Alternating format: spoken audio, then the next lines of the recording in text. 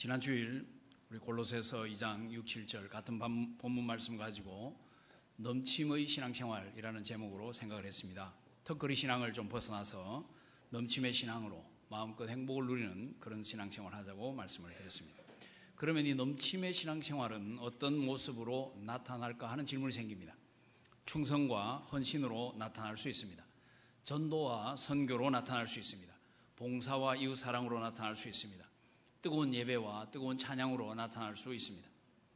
그러나 가장 핵심적인 것은 오늘 본문에 있는 것처럼 언제나 감사로 나타나야 합니다. 나타나는 정도가 아니고 넘쳐나야 합니다. 우리가 그리스도 안에 뿌리를 받고 세움을 입었다고 하면 당연히 감사의 열매가 풍성해야 합니다. 오늘은 본문 있는 그대로 감사함을 넘치게 하라 하는 제목으로 말씀을 생각을 하고자 합니다. 저는 지난 주간에 좀 충격받은 일이 있었습니다. 제가 아끼고 사랑하는 부부가 있었는데 문제가 생긴 거죠. 깊이 말씀을 드릴 수는 없습니다만 제게는 큰 충격이었습니다. 이야기를 듣고 나서 처음 며칠간 정말 힘들었어요. 지금까지도 제 마음이 무척 아픕니다.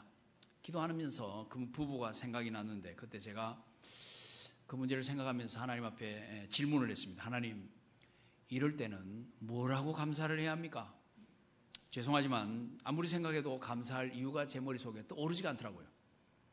또 한 가지는 목요일 저녁에 여러분 들으셨는지 모르겠습니다만 목요일 그 극동방송 생방송을 하는데 그 사연 중에 하나가 3살짜리 아이를 먼저 천국으로 보냈다는 겁니다. 순간 그 슬픔에 대해서 위로할 말이 생각이 나질 않더라고요. 수많은 성경 구절들을 가지고 위로할 수는 있겠지만 그게 너무 상투적이라는 생각이 들었던 겁니다. 그럴 경우에는 그러면 어떻게 감사해야 하느냐?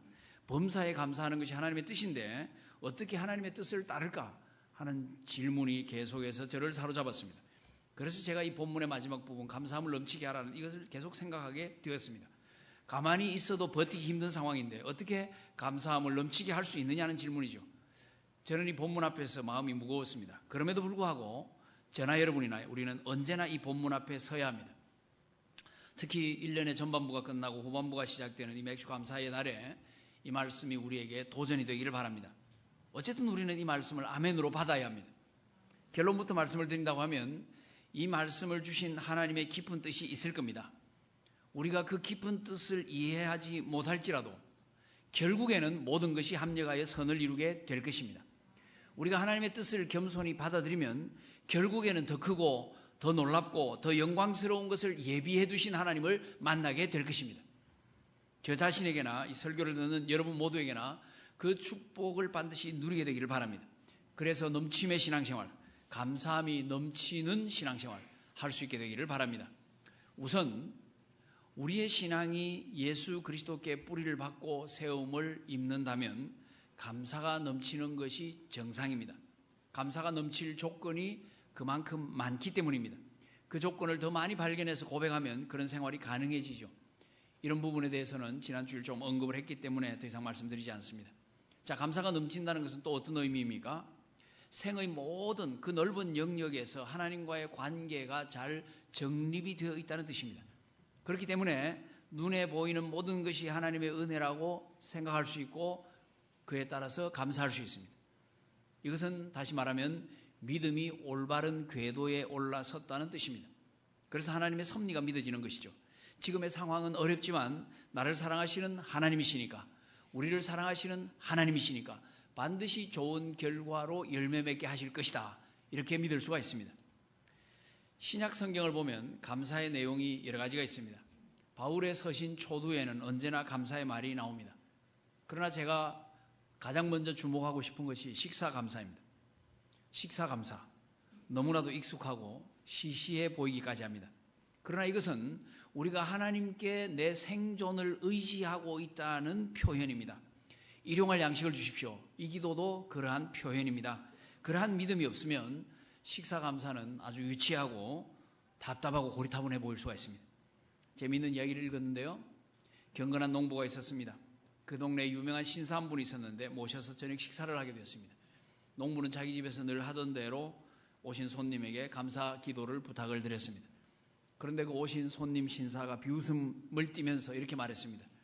아니, 지금도 그렇게 기도하나요? 그건 굉장히 옛날 구식입니다. 요즘 배운 사람들은 식사 기도 같은 거 하지 않습니다. 농부가 대답을 했습니다. 아, 그렇군요. 저는 기도하는 게 습관이 들어서요. 하기야 저희 농장에도 식사 기도를 전혀 하지 않는 친구들이 몇 명 있긴 합니다. 신사가 대답을 합니다. 야, 그 사람들은 상당한 식견과 분별력을 갖추고 있네요. 그분들이 누굽니까? 농부가 대답합니다. 우리 집 돼지들입니다. 유대인들은 요리가 나올 때마다, 밖에서 요리가 나올 때마다 하나님께 감사를 드렸습니다. 그리고 축제 식사를 할 때는 주인이 먼저 감사를 하고 난 다음 빵을 나눠줍니다. 그리고 식사의 끝에는 포도주를 들고 축복의 말을 했습니다. 여러분, 여기에서 우리가 주목해야 될 것은 식사라는 가장 일상적인 행위가 가장 거룩할 수 있음을 알아야 합니다. 시시해 보이는 식사 감사가 얼마나 거룩한 행위인지 알아야 합니다.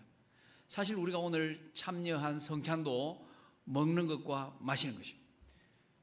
세례를 받는 것도 씻는 것입니다. 이것은 우리의 일상적인 일들이죠. 그 일상적인 일들을 하나님께서는 거룩한 용도로 구별해서 사용하시게 된 것입니다. 평상시이든 축제 때이든 먹을 때든 마실 때든 감사하는 것은 우리의 전 존재가 혹은 우리의 목숨이 하나님의 은혜라는 것을 믿는 것입니다. 그 믿음에서 감사가 나오고 그 믿음에서 하나님의 신실하심과 전능하심에 대한 찬양이 나옵니다. 그러므로 감사가 없는 찬양은 속빈 강정입니다. 감사가 없는 찬양은 무성한 잎만 있는 나무와도 같습니다. 최후의 만찬에서 예수님이 감사기도 하신 것, 그것도 식사 감사입니다. 그 예수님의 모습이 초대교회 성도들에게도 그대로 이어집니다. 바울은 로마서 14장 6절에서 이렇게 말합니다. 나를 중히 여기는 자도 주를 위하여 중히 여기고 먹는 자도 주를 위하여 먹나니 이는 하나님께 감사하며 먹지 않는 자도 주를 위하여 먹지 아니하며 하나님께 감사하느니라. 성도들의 식사 감사가 그리스도인 공동체를 만드는 데 기초가 된다는 사실을 엿볼 수가 있습니다. 고린도전서 10장을 보면 고기를 먹는 그리스도인들도 음식에 대해서 하나님께 감사합니다. 고기를 먹지 않는 채식주의자 그리스도인들도 자기들이 먹는 음식에 대해서 하나님께 감사합니다. 그러므로 다른 사람이 무엇을 먹는가에 대해서는 비판하지 말아라고 되어 있습니다. 그것이 고린도전서 10장 30절입니다. 만일 내가 감사함으로 참여하면 어찌하여 내가 감사하는 것에 대하여 비방을 받으리요. 이게 먹는 것과 관계되는 것입니다. 그리고 그 결론이 무엇입니까? 고린도전서 10장 31절. 그런즉 너희가 먹든지 마시든지 무엇을 하든지 다 하나님의 영광을 위하여 하라. 사도행전 27장을 보면 바울이 타고 있던 배가 심한 풍랑을 만나서 다들 죽게 되었습니다. 그 사이에 바울이 하나님의 약속을 받습니다. 그리고 배에 탄 사람들에게 그 약속을 선포합니다. 우리는 아무도 죽지 않는다. 그러니 이제 정신 차리고 먹자. 그것을 사도행전 27장 35절 이하에서 이렇게 말합니다. 떡을 가져다가 모든 사람 앞에서 하나님께 축사하고 떼어 먹기를 시작하며 그들이 다 안심하고 받아 먹으니 배에 있는 우리의 수는 전부 276명이더라. 바울도 이제 죽을 고비를 넘기고 난 다음에 떡을 가지고 하나님께 축사했다. 그 축사가 감사기도입니다. 힘들고 어려운 상황에서 최후의 만찬을 떠올리면서 먼저 감사할 수 있습니다. 감사하면 위로부터 새 힘이 부어집니다. 감사란 그런 것입니다. 너무도 일상적으로 보이는 이 식사 시간에 하나님께 감사하면 하나님, 저는 하나님 의존적인 인생입니다. 고백하는 것이 됩니다. 그리고 그 하나님을 찬양할 수 있습니다. 그리고 식사에 참여합니다. 식사에 참여하면서 나는 먹든지 마시든지 무엇을 하든지 하나님의 영광을 위하여 합니다. 말씀드릴 수 있습니다. 그리고 예수님께서 최후의 만찬을 마치신 다음에 찬미하며 감람산으로 갔습니다. 마찬가지로 우리도 식사를 마친 다음에 하나님을 찬송하며 우리 삶의 터전으로 들어갈 수 있습니다. 예배에서의 감사기도도 좀 언급을 하고 싶습니다. 초대교회 성도들의 예배에 감사가 있었습니다. 감사를 개인적으로 얘기할 수 있는 시간이 있었던 것으로 보여집니다. 어떤 사람은 그 감사를 방언으로 표현하기도 했습니다. 감사의 핵심은 그리스도 안에서 이루어진 하나님의 구원 사역이었습니다. 그러한 감사의 표현이 요한계시록에도 이어져서 나오고 있습니다. 물론 구원뿐만 아니라 하나님이 우리에게 베풀어 주신 모든 은혜들에 대해서 감사할 수 있어야겠죠. 그렇게 해서 감사는 공적 예배에서 대단히 중요한 자리를 차지했었습니다. 교회의 예배에 감사가 넘치게 하는 것, 이것은 대단히 중요합니다. 어쩌면 우리 예배 기도에 감사가 너무 적지 않나 하는 생각이 듭니다. 제 경험상으로는 미국이나 유럽의 성도들의 기도에는 감사가 굉장히 많습니다. 우리보다 훨씬 많습니다. 그들과 비교해 볼 때 우리의 기도에는 주시옵소서가 훨씬 많습니다. 우리의 교회의 기도에, 우리의 찬양에, 우리의 대표 기도에 감사가 좀 더 넘쳐야 될 것입니다. 우리 교회의 예배에, 예배를 드리는 우리 마음속에 감사가 넘쳐나기를 바랍니다. 엎드리면 감사, 눈을 떠도 감사, 살아도 감사, 죽어도 감사. 강물이 제방 뚝을 넘쳐 흐르듯이 우리의 마음에서, 우리의 생각에서 감사가 그렇게 흘러 넘쳐나게 되기를 바랍니다. 그래서 우리 입술에 늘 감사가 머금어져 있게 되기를 바랍니다. 그러나 우리가 무엇보다도 주목해야 될 것은 개인적인 삶에서의 감사겠죠. 이 부분이 넘치도록 하는 것이 우리 신앙생활의 사활적인 요소입니다. 로마서 1장 21절은 이렇게 말합니다. 하나님을 알되 하나님을 영화롭게도 아니하며 감사하지도 아니하고 오히려 그 생각이 허망하여지며 미련한 마음이 어두워졌나니. 보십시오. 타락한 인생에게 가장 두드러지는 현상 무엇입니까? 하나님을 알면서도 하나님께 영광 돌리지 않는 것입니다. 하나님께 감사하지 않는 것입니다. 그리하여 미련함과 어두움 속에 함몰되어 있습니다.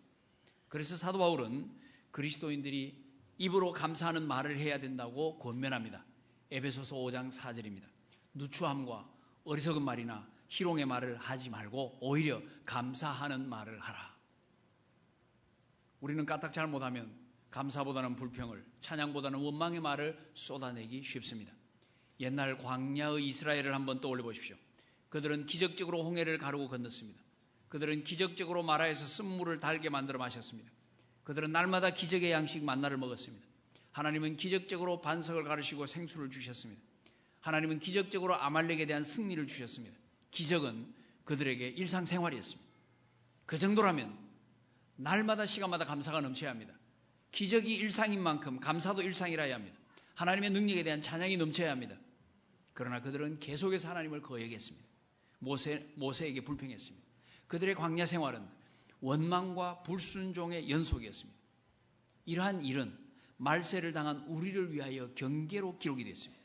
우리에게도 그들과 같은 타락한 본성이 있습니다. 언제 이것이 치고 나올지 모릅니다. 정신 차리지 않으면 안 됩니다. 우리는 우리의 입에 파수꾼을 세워야 합니다. 우리의 입에서 더럽고 추한 말이 나와서는 안 됩니다. 거룩한 하늘의 말이 나와야 합니다. 감사와 찬양의 말이 나와야 합니다. 성경은 그것이 정상적인 그리스도인의 삶이라고 가르쳐줍니다. 자, 이제 우리는 처음에 했던 질문으로 한번 돌아가 봅니다. 아무리 살펴보아도 감사할 이유가 없을 때 어떻게 해야 합니까?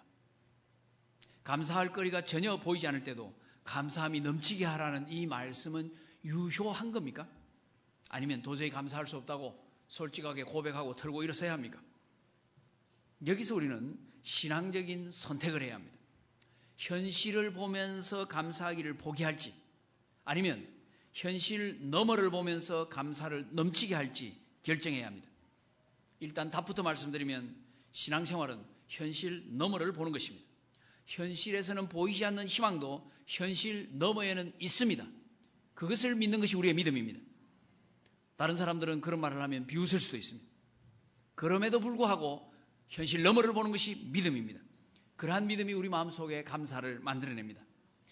예수님의 오병이어의 기적을 한번 떠올려 보십시오.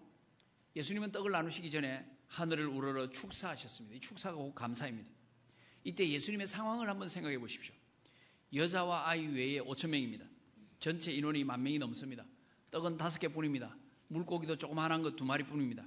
그걸로 그 많은 군중을 먹이는 것은 불가능합니다. 놀라운 기적이 일어나야 합니다. 무에서 유가 만들어져야 합니다. 그건 창조의 기적이죠. 현실은 깜깜합니다. 몇 주 전에 그 총회 설립 60주년 기념대회가 있었는데요. 그때 인원이 딱 요 정도 될 겁니다. 13,000명 모였으니까요. 수많은 차량이 동원이 됐습니다. 봉사 인력이 많이 필요했습니다. 많은 교회들이 재정을 후원했습니다. 그런데 예수님이 계신 이 베세다 들판에는 먹을 사람만 있습니다. 누구도 기여하는 사람이 없습니다. 다 예수님만 바라보고 있습니다. 이런 상황이라고 하면 제자들 말씀대로, 제자들의 말대로 다 돌려보내야 합니다. 집에 갔다가 내일 밥 먹고 내일 오라고 해야 합니다. 사람들이 신경이 예민해지고 투덜거리는 소리가 나올 겁니다. 전혀 말하자면 감사할 이유가 보이질 않습니다. 그런데 예수님은 떡을 들고 감사 기도를 드리십니다. 어떤 감사일까요? 이미 이루어진 것으로 믿고 드리는 감사입니다. 고기도 그렇게 나눠주십니다. 군중들이 배부르게 먹었습니다. 12광주리가 남았습니다. 예수님이 나사로를 살리실 때도 마찬가지입니다. 아직 나사로는 무덤 안에 있습니다. 죽은 지 나흘이나 됩니다. 그의 시신에서는 냄새가 납니다. 전혀 기적을 기대할 수 없습니다. 그런 상황이라고 하면 거기 가서 마음 아픈 눈물만 흘리면 됩니다. 슬픔에 동참하면 됩니다. 거기까지면 충분합니다. 예수님께는 감사할 조건이 없습니다. 그러나 예수님은 이미 하나님과 대화를 나누셨습니다. 아버지는 아들 예수님의 말씀을 들으셨습니다. 예수님은 앞으로 이루어질 일을 믿음으로 아셨습니다. 아버지의 말씀에 대한 믿음이 예수님으로 하여금 감사기도를 하게 하십니다. 예수님의 감사기도는 미래를 믿음으로 바라보고 그 미래를 열어가는 것입니다. 요한복음 11장 41절은 이렇게 말합니다. 돌을 옮겨놓으니 예수께서 눈을 들어 우러러 보시고 이르시되 아버지여 내 말 들으신 것을 감사하나이다.